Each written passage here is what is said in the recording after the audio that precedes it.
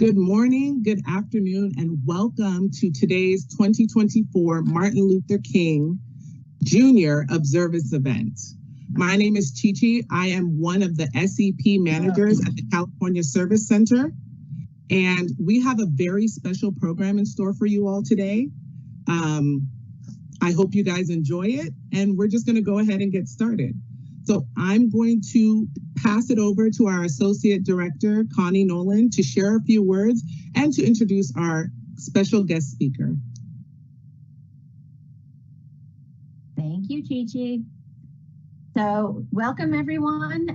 This is one of our very few. We've only had a few one-scops DIA presentations. I'm extremely excited to be hosting or opening the remarks, I should say, today for this event. We have a wonderful guest with us, Dr. Darnell Patton. He is a retired military service. I don't want to talk too much about his service because I want him to talk to you a little bit about his background. And the one thing that I love to do for guests is I always love to throw them a little bit of a curveball and to really get something from their heart. So I am going to ask Dr. Patton, what was one of the most important or most momentous things in your career that you'd love to share with everybody before you start this wonderful presentation? Interesting. Thank you. Thank you for having me. The one thing that I find very significant, honestly, it's not about me. It's about my people, my team. To see them succeed is all the pleasure I ever need. I don't need no more pleasure than that. Whether, no matter what level or element that I'm in, to watch them grow and go out and do great things on their own, that is my biggest reward that I ever got in a professional environment. Thank you so much for your very candid and on-the-spot answer. I really appreciate that, and I appreciate you, rolling with it on that for me. And if you can just tell us a little bit more about your background, and thank you for your service. So back to you, Dr. Patton. Awesome. First, I want to thank the Associate Director for allowing me the opportunity to be the guest speaker today. It is truly an honor and a true pleasure. I also want to thank the committee for putting this program together to shed light on the history of Dr. Martin Luther King Jr. That is definitely awesome, and I truly appreciate that as well. I'm not really one to talk about myself much, so I'll take a bio and make it extremely short. So a little bit about me. So I grew up in the city of Detroit, so that's where I'm from, born and raised. And then once I became 18, I left and went to the Marine Corps. So I spent most of my adult life serving this country in the United States Marine Corps, which was awesome. I have no regrets about that. That's probably also one of the biggest experiences of my life. In 2015, I retired from the Marine Corps. And in 2016, I joined USCIS.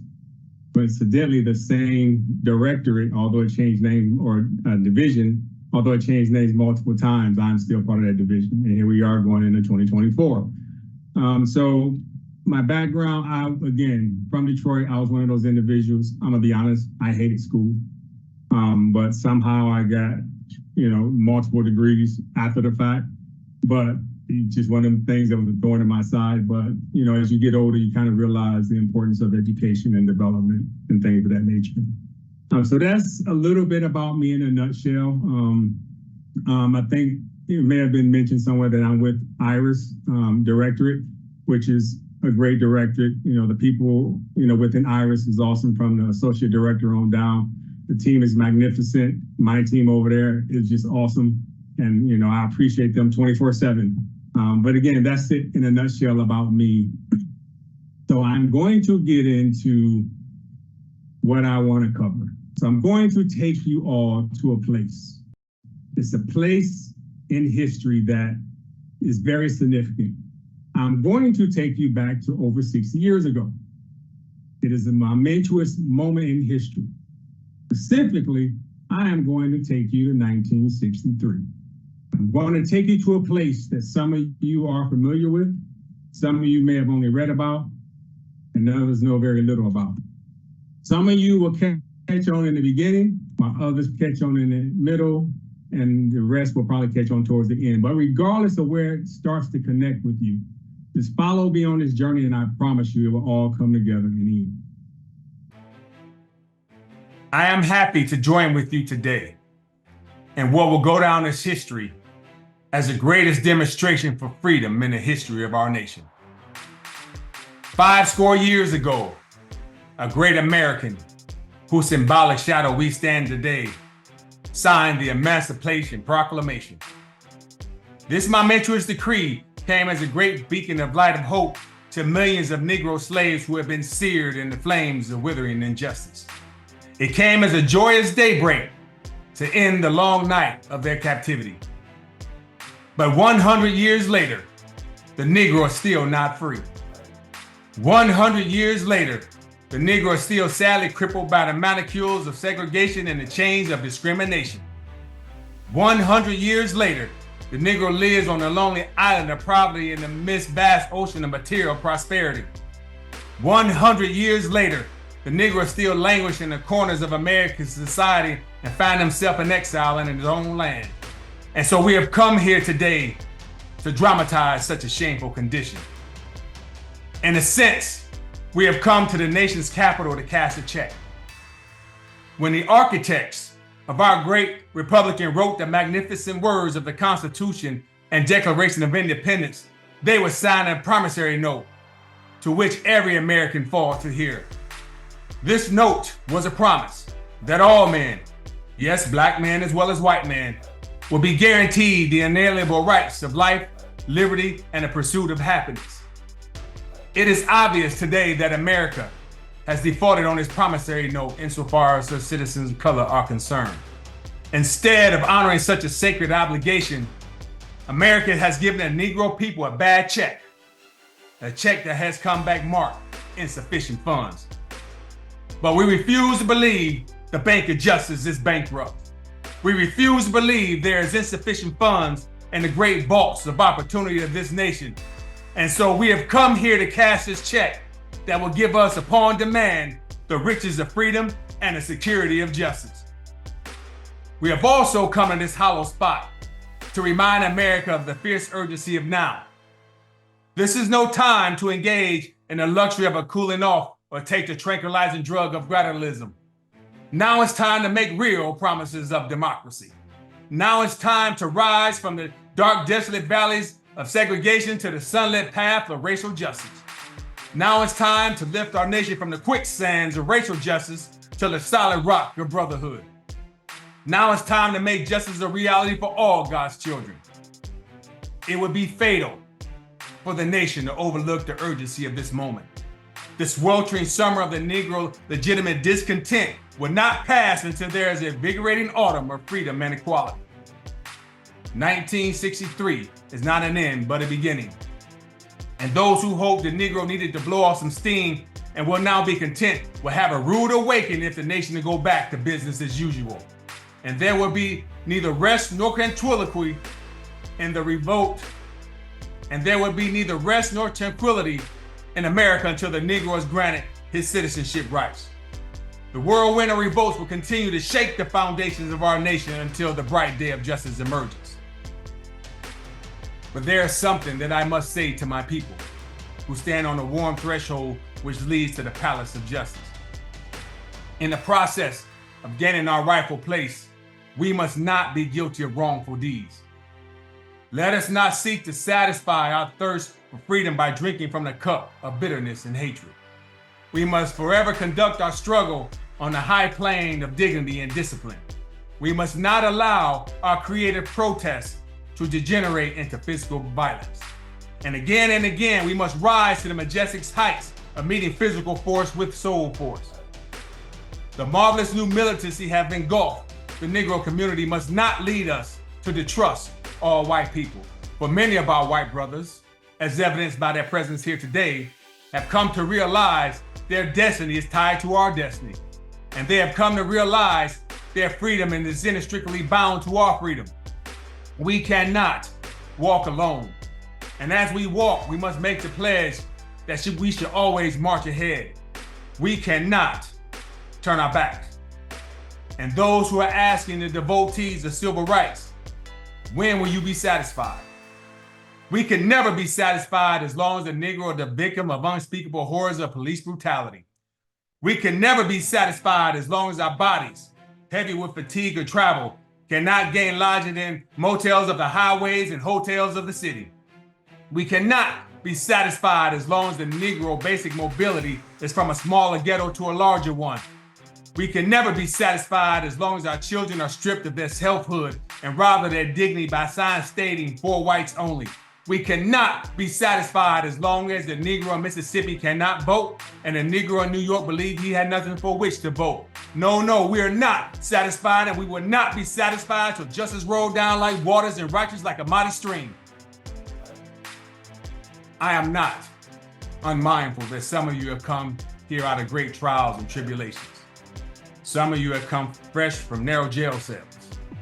And some of you have come from areas where your quest for freedom left you battered and bruised by the storm of persecution and staggered by the winds of police brutality. You have been veterans of creative suffering.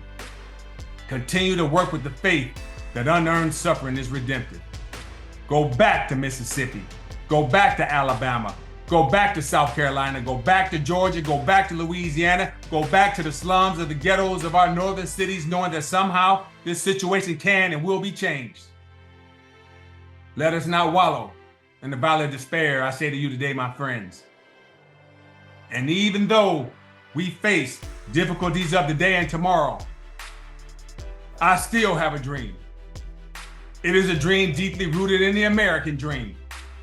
I have a dream that one day this nation will rise up and live out the true meaning of its creed. We hold these truths to be self-evident, that all men are created equal.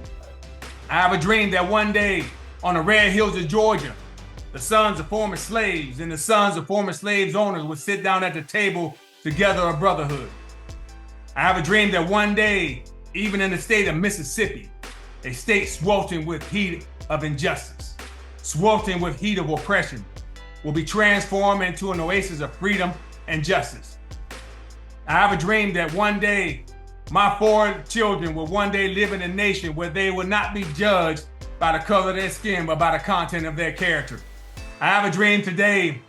I have a dream that one day, down there in Alabama, with this vicious racist, with this governor having his lips dripping the words of interposition and nullification, one day, right there in Alabama, little black boys and black girls will be able to join hands with little white girls, little black boys join hands with little white boys and white girls as sisters and brothers. I have a dream today. I have a dream that every valley should be exalted, every hill and mountain made low, the rough places made plain and the crooked places made straight, and the glory of the Lord should be revealed and all the flesh should see it together. This is our hope, and this is the faith that I go back to the South with. With this faith, we'll be able to hew out of Mount Despair a stone of hope. With this faith, we'll be able to transform the jangling discords of our nation into a beautiful sympathy of brotherhood. With this faith, we'll be able to work together, pray together, struggle together, go to jail together, stand up for freedom together, knowing that we will be free one day. And this will be the day that all God's children will be able to sing with new meaning. My country, 'tis of thee. Sweet land of liberty, of thee I sing. Land where my fathers died, land of the pilgrim's pride. From every mountainside, let freedom ring. And if America is to become a great nation, this must become true. And so let freedom ring from the prodigious hilltops of New Hampshire. Let freedom ring from the mighty mountains of New York. Let freedom ring from the hiding Alleghenies of Pennsylvania. Let freedom ring from the snow caps of Colorado. Let freedom ring from the curvaceous slopes of California. But not only that, let freedom ring from the stone mountains of Georgia. Let freedom ring from the Lookout Mountain of Tennessee. Let freedom ring from every hill and molehill of Mississippi. From every mountainside, let freedom ring. And when this happens, and we allow freedom to ring, we let it ring from every village, every hamlet, from every state, every city. We'll be able to speed up to the day when all God's children, black man and white man, Jews and Gentiles, Protestants and Catholics, will be able to join hands and sing in the words of the old Negro spiritual. Free at last, Thank God Almighty, we're free at last. Dr. Martin Luther King Jr. gave that speech August 28, 1963. It is 2024, and we still have those same experiences. We still suffer from racism and police brutality. In 2024, we are still in exile. There are still establishments in many locations where you won't see for whites only signs where we're not welcome. Some will go as far as saying, we don't want your kind. We're still hanged, profiled, and looked at in a manner less than equal. Yes, we made progress. We had a Black president and we filled many positions that we never thought possible, but we're still struggling. We have deep-rooted wounds that are not visible to the naked eye. So just because you see us smiling doesn't mean we're not suffering. In 2024, I too have a dream. Like Martin Luther King, I dream that we are looked at as equal, that people saw us for who we are and not be judged by what we look like. This is a dream that I hope becomes reality, but until children are not taught racism by their elders and that they are taught that all people are created equal and everyone should be treated the same regardless of race and ethnicity, my dream shall only remain a dream. Thank you so much, Dr. Patton. We really appreciate your impassioned speech. I really felt every word. I know there's a lot of people who have not heard Dr. King's speech in its entirety, so I really do appreciate you taking the time to kind of elaborate on it and give us more context, because a lot of people have just heard the ending portion, the I have a dream portion, the portion that's very popular. So I do appreciate you kind of casting a wider net of that speech and letting people hear it. So yeah, the chat is now open for questions. If you guys have any, if you have anything to say, put it in the chat and I will read it out loud to the speaker. So we have already a couple of questions, so we will start with that before we move on. All right. So you kind of touched on it a little bit in your speech, but in a reflection of the past 60 years since Dr. King's speech, do you believe that any of the ongoing civil rights challenges have seen resolution or progress at any level? And if so, which issues stand out and what advancements or improvements have you observed? That is an interesting question because there are many challenges when it comes to civil rights. For one, there are no well-known civil rights leaders today. I mean, you have some at the local level, but when you're talking at national level, there are none that are really popular. So one of the biggest challenges, there's not really much, unfortunately, of a civil rights movement.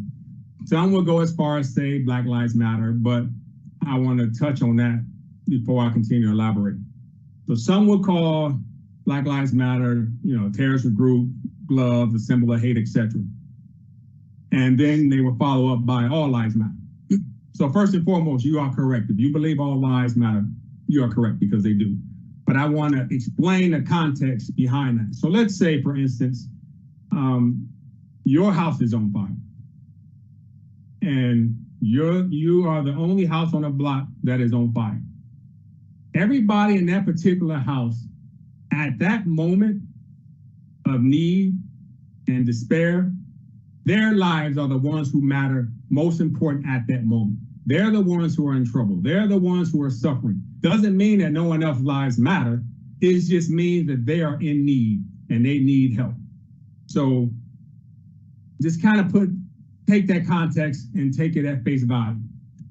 But again, like I said, some would go as far as say, Black Lives Matter. But that was founded in 2013 after the acquittal of Trayvon Martin's murder per se. So their mission mainly was to eradicate white supremacy and build the Black community and things of that nature. So that was their intent. The problem that I have with that is sort of a loose organization. They have, I think, 40 chapters across the globe. And each chapter does its own thing. Like the head of the element of Black Lives Matter do not facilitate or have control over the other chapters, which is a problem because you have 40 different chapters who may have 40 different agendas. So that would kind of affect the whole narrative. Also, the media doesn't help and people buy right into the narrative. And just because, you know, you may be watching TV and people are rioting and someone says, oh, Black Lives Matter, doesn't mean that they're part of the movement. Doesn't mean that, you know, they have any affiliation with it. It just means that they're saying it and they're being who they are, because that is something they're not about. I will say that. They're not about that. They're not about violence. But their leadership struggle or their leadership structure needs to be fixed. So that is our issue with trying to deal with this up to date. We're still searching for that one thing that can carry us to the next generation. Wow, thank you for that response. Next question. You gave the speech, and we all know it has a large significance today, but can you share your perspective on the lasting impact of this speech and its continued relevance in today's discussions on equality and racial justice? So I kind of touched on it in my little answer, but think back, that speech was given in 1963. So it came from a deep-rooted place of vulnerability. And all the individuals who were at Washington during that time, those individuals were suffering, they were struggling, they were seeking something that they were not given. So when I started to prepare for the speech, I could actually feel the context of his words and what he was trying to say and convey. It has deep-rooted meaning that will always exist. And as I mentioned in my speech, everything that he said in that speech, for the most part, is still relevant today. Like everything. You can take that same speech and it will apply today, which is unfortunate. Again, as I also mentioned, there has been some improvements, but there have also been, let's say, things that are not done as public that were as public, 50, 60 years ago. Let me ask one of the questions from the chat. The parallels between the civil rights movement and the queer rights movement, the continued oppression, discrimination, and violence, often by murder for being LGBT, what approach do you think should be taken to curb these things? We've seen radicalism, protests, etc., but still the issues often seem to be getting worse. They are getting worse, at least from my lens also. Again, a lot of that transfer over to those communities today, which is unfortunate. A lot of it, honestly, I'm going to say this, it starts at home. It starts at home. It starts with the community. It starts with, like when I grew up, we had community centers where you can play baseball or you can play football. You can do a lot of things that would keep you off the streets. And I know there are some local leaders who is trying to do that today, but many young kids of the day, they don't want to hear that. That's not what they're about. They're about honestly making a quick dollar. And no matter how they got to do it, granted, people did those things back then when I grew up, but it's more blatant now, so it has to start at home. And I know it's a struggle for some because of the home that I get that, and because of the work dynamics, so there's a challenge there, but I do believe the city officials and the state officials need to step in and take control of the situation. If they don't, it's going to continue to spiral out of control. So I believe it starts there. Yeah, I love that answer. Okay, another question from the chat.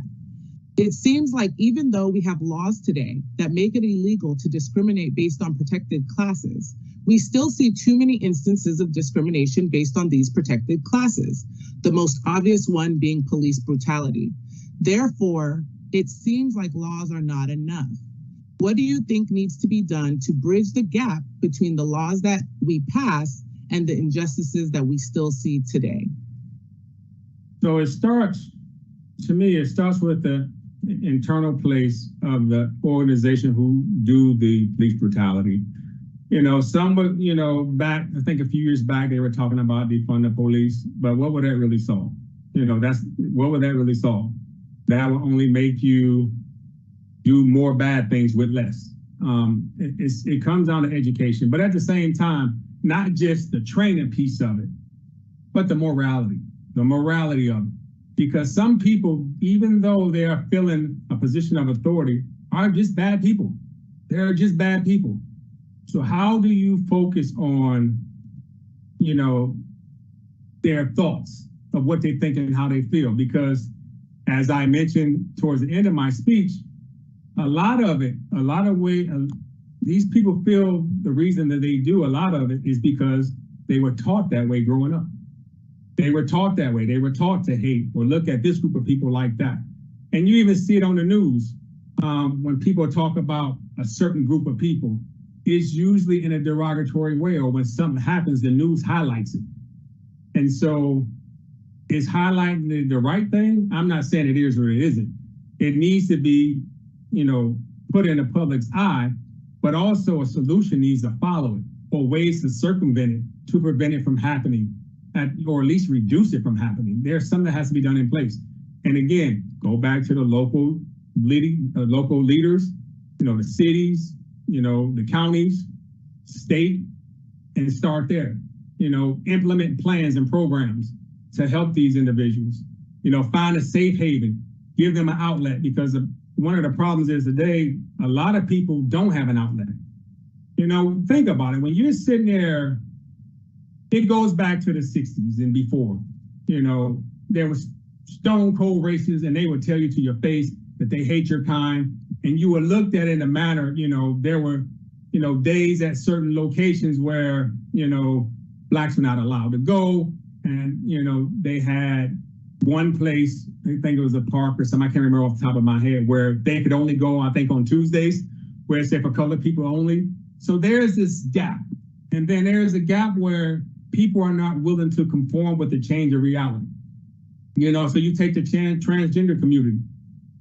People are too busy looking at themselves and how they adjust, how they have to adjust to it, and don't focus on how the person who's in a situation have to deal with it. You think it's already hard enough with their internal struggles. But then for people to go out and make it worse, what did that do for the other people who said, I'm battling with two sides of myself, and I'm afraid to come out because of this? Or you'll hear about a trans person getting jumped or murdered because somebody didn't like their kind. So you're putting them and other groups of people in a bad situation. So it has to start again at home and at the community, because a lot of people who are doing this are young people. And what I mean by young, I'm talking 22, 23 and younger. It's usually that group. That group is causing hate and discontent. And I'm not saying older ones are not doing it, but that is where it is focused on. So again, it starts at home, the development, and all the way up the leadership chain of their communities. I feel that far too often, people ignore MLK's call for urgency when they look back on his legacy today. Do you feel that his legacy is being whitewashed? So do I feel his legacy being whitewashed? No, I don't.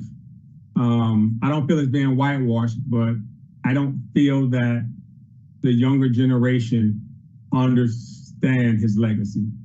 They may know his name. They may know he was a civil rights leader, but that's probably about it. So we can say, well, they're not teaching this in school no more, or they're taking this out. But again, that person has a home. It has to start there. Like if they're not getting the education they need at school, then at home or somewhere else, the gaps need to be filled in. Again, this is where the young community leaders come into place and say, hey, look, well, let me educate you on this. Let's get a group session together and talk about this. So they may talk about, stop the violence and all that stuff, but bring his legacy back to the forefront. Bring it back to the forefront. It's not in the forefront. When you come around to Martin Luther King Jr. holiday, a lot of people look at, oh, I get a day off. But that's about it. but they don't think about the history and the totality of this man's life, which speaks volumes across the board. And it's just not being taught to nobody. Like, you have to read the internet or find a book, because no one's going to come up to you and say, hey, what do you know about MLK? What do you know about other civil rights leaders? Let me know your thoughts on, their history. And they really can't give you an answer because they don't know. So again, I don't believe it's being whitewashed, but I don't believe that the right people are bringing it back to the forefront, which is one reason why we're having this event today. We're getting a little closer to home with this question here, but considering racial equality in management positions, how do we level the field in the federal government? That's a good one. That's above my pay grade. But that's an interesting question. How do you level the field? Well, it's a lot to consider, because you may say, oh, well, you have more, Caucasian or other races in leadership positions than you do minorities. But it's not just what you see in front of you, but you have to go back and look at numbers. You have to look at the data. And what I mean by looking at the data, okay, how many minorities are in the federal government that are in a position that they can obtain a position of authority right away? How many, just say, Caucasians and non-minorities that are not? So you have to look at those numbers first. So if hypothetically the Caucasian number is a lot higher, then naturally, statistically, it would be higher for them to fill those positions. So it's a whole lot to unpack about how you balance it.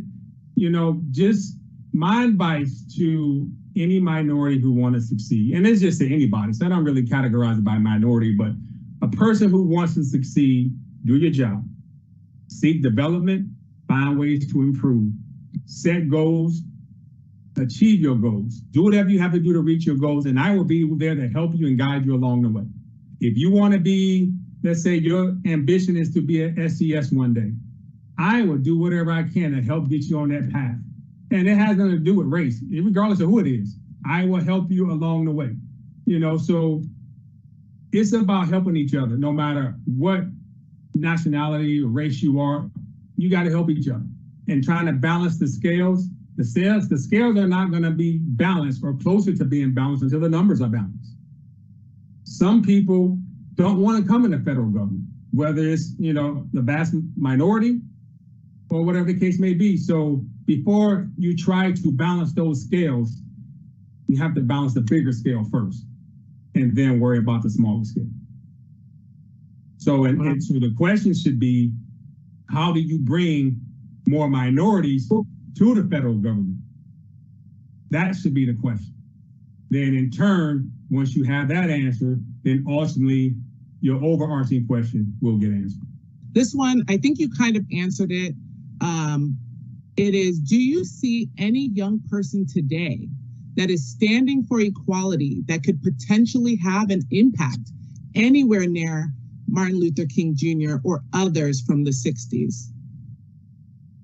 Direct answer, no, I don't. Not to say that person doesn't exist. It could be that young person is in development, trying to find their path and how to approach. Because think about it, you had Martin Luther King, you had Malcolm X. Initially, they were both on opposite sides of the fence. We lived in a different time back then. Now we're in a world of social media and everything is made public, where you can't do nothing in the dark without somebody fact checking you or going back to your life history to find out X, Y, and Z about you. So those are things to consider too. So there are people out there who's probably wise, but may have something in their background that, well, if I don't, if I decide I want to be, an advocate for civil rights, this might come up, but that's my personal business. But that is the nature of today's society that we live in. People will turn your life inside and out before you do something. And you know what? And if that's the case, you have to decide if you want to divulge your information about your personal life before the world does. But I don't see currently a young civil rights person in the wings ready to even fill half the role of Dr. Martin Luther King. And I'm not saying, again, that person don't exist, or it's not possible, because it is. It's just who's willing to do it, who's willing to stand up and say, you know what, I got this, who's willing to face all the negativity and be degraded by multiple people and called everything outside of their name, their birth name that they were given by their parents. You know, so it's a lot to unpack for a person to deal with today. Like, even though the times were harder back then, the stress is a lot higher now. Back then, it wasn't really a thing, quote unquote, about PTSD or mental health. No one thought about that back then. Even though they suffered from it, they had no idea what they were suffering from. But now it's a whole different playing field where, you know, your mind is in a whole different place because of today's society. So if that person exists, which I'm sure they do somewhere, I would like them to come out and shine, and I would do whatever I can to support them, or a group. But right now, I don't see it happening no time soon. Thank you. Okay, so this is the second to last question here. Do you think the U.S. education system has done enough to teach about Martin Luther King Jr.? We learn about his speech and that he was a key figure of the civil rights movement, but it's very surface level. He was also outspoken about economic inequality and the need for people to have access to affordable health care, which, along with racial inequality, are some of the biggest issues currently facing our country. So do I believe that, you know, his life and legacy is being taught properly in school? I would just say I would like for it to be taught more, but not just his. A down and dirty, thorough civil rights class on, you know, Dr. Martin Luther King, Malcolm X, can't think of his name right now, but all the civil rights leaders, the civil rights history, like, that's not even taught. It may be taught on a surface level, but as you mentioned, it doesn't go deep. It doesn't go deep. And then you have the issue with, okay, will we allow that in our school district? No, we don't want to talk about that. I mean, so there's a lot to look at when you think about that, but should it be taught? Yes, because there's a lot that people are missing. There's also a lot that people don't understand. When you don't understand the history of civil rights and why people did what they did back then to get us where we are now, you won't understand the struggle. Now, even once you learn the history, you didn't live it, or you may be a majority, you may not still understand the struggle completely, but you will have an idea of why, you know, people want certain, I don't want to say call them benefits, but certain things that kind of balance the playing field. Because we were put in that situation where we didn't have a choice. And so now when, you know, you take affirmative action or other programs, you know, some would look at, oh, it shouldn't be that way, it should be because of this. But again, go back and look at the history. Again, if that was taught in school, a lot of people would understand why they have all these individual programs that may be tailored to Black people, because even in today's society, we are still looked at sideways. I still get profiled. You know, unfortunately, I'm used to it, but that should not be the case. You know, so yeah, that is something that should be taught universal. Thank you. Okay, final question. Excellent speech, Dr. Patton. In reflection of from Dr. King's speech, what would be a defining moment for you that helped move you forward in life? A defining moment, he focused on forgiveness. You know, now, just say that particular speech, you know, he didn't use the word forgive in that speech specifically, but what the whole speech encompasses talks about that. It talks about, okay, regardless of what you've done to me, you're still not treating me right, but I'm willing to overlook that if, you know, you're willing to make these changes. So forgiving, and it's not just in a professional environment or even a political environment, but even in a personal environment. Because a lot of times when you are in a situation where you have to forgive, you're not necessarily, you know, you're forgiving for you, not for that person, because you're the one who's carrying the burden, not that person. So if you choose not to forgive, that person or group of people or organization that you're not forgiving will move on and not think twice about your feelings. You are the one who buckle down and hold resentment. So regardless of what you're holding on to, you got to let it go and forgive and move on. Because again, it's about your mental health. And I know that was the last question, but those who may have additional questions, feel free to email me or send me a Teams chat or something, and I'll respond to you as soon as I can. Thank you so much again for your speech. Thank you for answering all these questions. We really, really appreciate it. You know, hearing your answers to some of these questions, they really make you think, and they really make you consider Dr. King's point and why he did this. And the fact that we're still talking about it today is really why it matters, right? We have to keep talking about it. We have to keep spreading his knowledge, his information, and his story. So thank you so much again.